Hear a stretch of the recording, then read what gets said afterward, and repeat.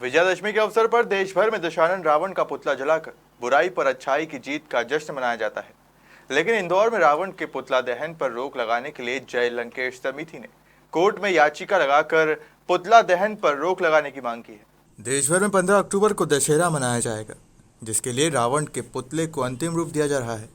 वहीं मध्य प्रदेश की आर्थिक राजधानी इंदौर में दशहरे के पहले एक बार फिर जय लंकेश समिति ने कोर्ट में याचिका लगाकर दशानन रावण को महान पंडित बताते हुए पुतला दहन की कुप्रथा पर रोक लगाने की मांग की है। दरअसल जय लंकेश समिति द्वारा रावण दहन के विरोध में जिला कोर्ट में 2 वर्ष पूर्व याचिका दायर की गई थी, जिसकी सुनवाई शनिवार को हुई। याचिकाकर्ता के वकील ने बताया कि सदियों से रावण दहन की परंपरा की कुप्रथा चली आ रही है।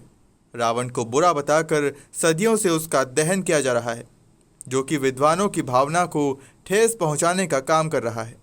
आज नहीं, हमने 2 वर्ष पूर्व ही याचिका दायर की थी सम्मानित हरीश शर्मा जी के माध्यम से और वकील साहब राठौर जी के माध्यम से। हमने कोर्ट में याचिका दायर करी थी कि प्रकांड पंडित और विद्वान रावण का पुतले का दहन बंद किया जाए।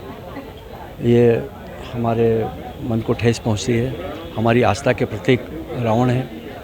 इस पर आज सुनवाई हुई, जहां 6/1 कोर्ट में सम्मानीय मजिस्ट्रेट सुमन जी से आज हमारे वकील साहब ने डिस्कशन किया और मैं लगता हूं कि कोर्ट भी हमारे जो तथ्य प्रस्तुत किए गए उन पर मजिस्ट्रेट साहब ने काफ़ी विचार अध्ययन किया है और कहा कि हाँ ठीक है, हमने स्थगन मांगा है कि रावण के पुतले का जो दहन होता है सब दूर।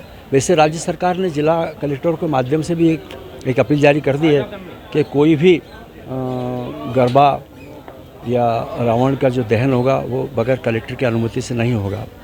तो इससे हमें संकेत मिल रहे हैं कि सरकार भी इस पक्ष में है कि प्रकांड पंडित और विद्वान रावण के पुतले का दहन बंद किया जाना चाहिए। हाँ, ये वैसे कई वर्षों से ये एक चला रहा क्रम, रावण के दहन का पुतले का चलाने का जो चल रहा है क्रम, ये चल रहा होगा।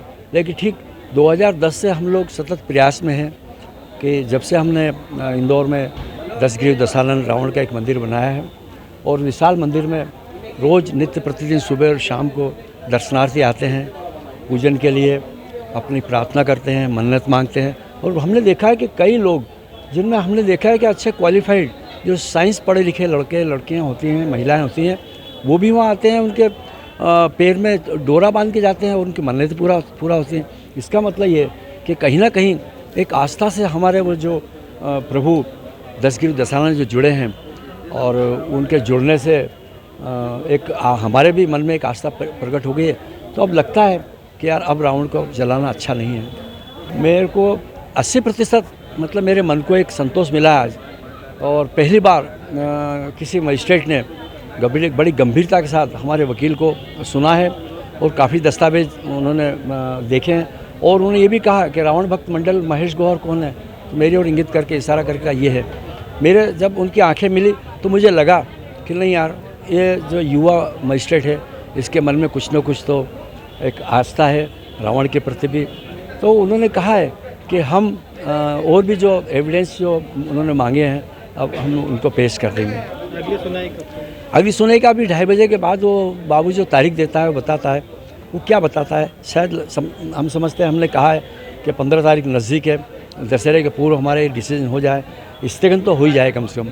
तो इस पर वो गंभीरता से शायद आज विचार करेंगे।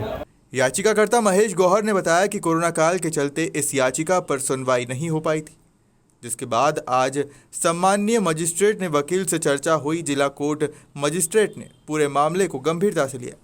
राज्य शासन ने भी जिला कलेक्टर के लिए आदेश जारी कर दिए हैं। बिना कलेक्टर की अनुमति के रावण दहन नहीं किया जाएगा। ये हर साल सदियों से चला आ रहा है परंपरा।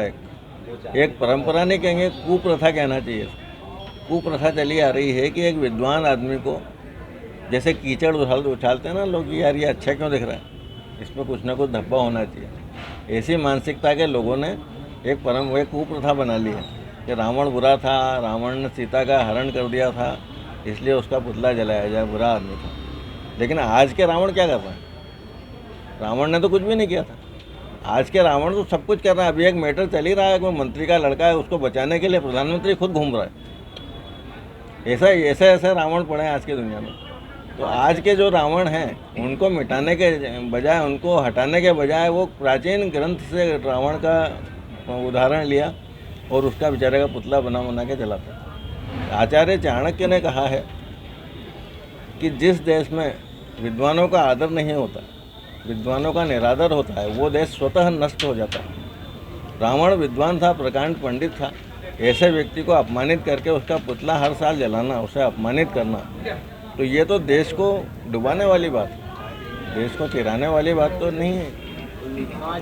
हमने इन सब बातों को लेकर हमें क्या, और भी जितने विद्वान समाज के लोग हैं, ब्राह्मण खाली ब्राह्मण ही विद्वान नहीं होते, जितने भी विद्वान समाज के लोग हैं, जो भी पढ़े लिखे पंडित लोग हैं, वो सभी ब्राह्मण हैं। उसकी जाति से कोई मतलब नहीं, ब्राह्मण का जाति से कोई लेना देना। जो व्यक्ति भी पढ़ा लिखा विद्वान है, समझदार है, वो ब्राह्मण है। जो सात्विक कर्म करता है वो ब्राह्मण।